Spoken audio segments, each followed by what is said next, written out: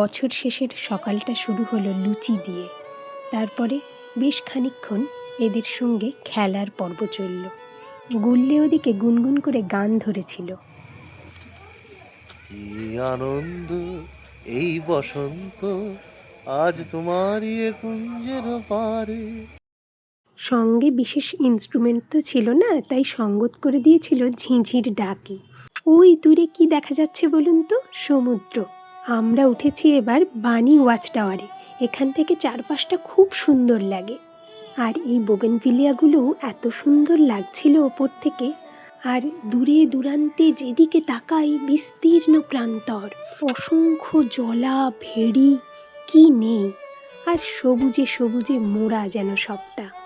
Watch tower থেকে নেমে আমরা দুটিতে পা মেলালাম এই দুই ভেড়ির মাঝখানের আল দিয়ে। ভারী সুন্দর লাগছিল। কত যে পাখির সঙ্গে দেখা হলো সে পথে।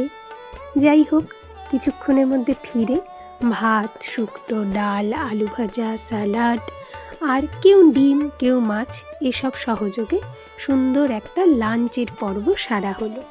তারপর একটু জিরিয়ে নিয়ে আবার আমরা বেরিয়ে পড়লাম। আজকে যাব প্রথমে কার্গিল বিচ। সেখান থেকে শুনেছি খুব সুন্দর সূর্যাস্ত দেখা যায়। গতবার কুয়াশা থাকায় সেটা ভালো করে বুঝতে পারিনি, কিন্তু পৌঁছে যা দেখলাম, সূর্যাস্তের এমন রূপ চিরকাল তোলা থাকবে মনের মণিকোঠায়। আমার দেখা অন্যতম বেস্ট সানসেট বলা যায়। তারপরে সূর্যি মামা তো ডুবলো, কিন্তু জলের এই ছলাৎ ছলাৎ শব্দ অবিরাম চলতে থাকলো। ঘাড় ঘুরিয়ে দেখে নিলাম হাওয়া কলগুলো। তারপরে সন্ধেবেলায় আবারও এসে গেছি সেই দিদি দাদার দোকানে। আজ খেলাম বাটার সুইট কর্ন। তারপর ফিরতি পথে দেখে নিলাম বকখালির এই সুন্দর সুন্দর একেবারে রাজকীয় যাকে বলে সেই হোটেলগুলো। রাত্রেবেলা বেশ সুন্দর লাগে কিন্তু দেখতে। এদিকে গ্রামে ঢোকার মুখে দেখলাম কি সুন্দর শীতের সন্ধ্যায় সাংস্কৃতিক অনুষ্ঠান চলছে। কত পুরনো কথা ভিড় করে এলো মনে। হেনরির গেট দিয়ে ঢুকে পড়েছি। প্রথমে ম্যানগ্রোভ কমপ্লেক্স। এখানে সামনেই যে মন্দিরটা, সেখানে একটু মাকে দর্শন করে তারপরে এগোতে থাকলাম আমরা।